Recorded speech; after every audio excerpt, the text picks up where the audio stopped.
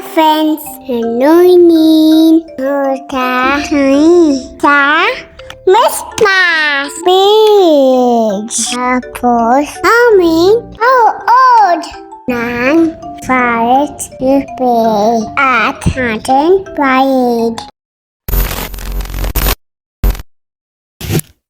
Since meron nga kaming kinuha dito sa bayan, kaya sinabay na rin namin ang aming family date. December 1 na nga ito. At dahil taon-taon nga ay merong ginaganap dito sa Baguio na Lantern Parade, Grand Christmas Tree Lighting, at SM Fireworks Display. Kaya sasadyain namin ngayon na magpagabi dito sa town. Alas 6 pa nga yung start ng event pero ang dami ng tao na nag-aantay. Habang nga nag-aantay ay napa-ice cream muna kami kahit nga medyo malamig na dito sa Baguio. Nadaanan nga kasi namin itong aming favorite na ice cream. Pagkatapos nga naghanap na agad kami ng magandang spot dahil siguradong dadami pa ngayon tao mamaya. Kung kailan nga magsa-start na yung event ay doon pa nga talaga nainip si Bia. Kaya no choice, kailangan naming umalis sa aming pwesto pero pahirapan na talaga makakuha ng magandang shot.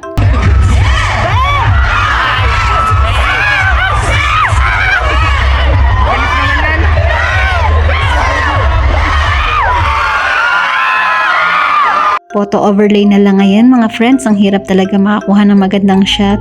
Sobrang ganda nga ng naisip na Christmas tree ng Baguio ngayon. Kapag araw naman, ganito siya kaganda.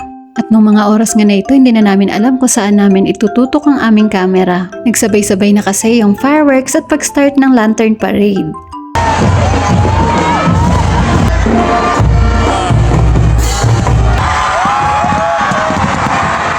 Buhay na buhay talaga yung buong Session Road ng mga oras na ito. Sobrang dami ng tao at iba-ibang makukulay na mga lantern na pinaparade ng SLU students. Kaya sobra talagang na-enjoy namin ang gabing ito. Pagkatapos nga umalis na rin kami agad dahil nga plano pa namin pumunta ng Christmas Village. Habang naglalakad nga, ramdam mo talaga na buhay yung Session Road. Pansin na pansin din nga yung lahat ng building na merong mga pailaw. Kaya perfect place din talaga ito na pasyalan ng ating mga pamilya ngayong Pasko.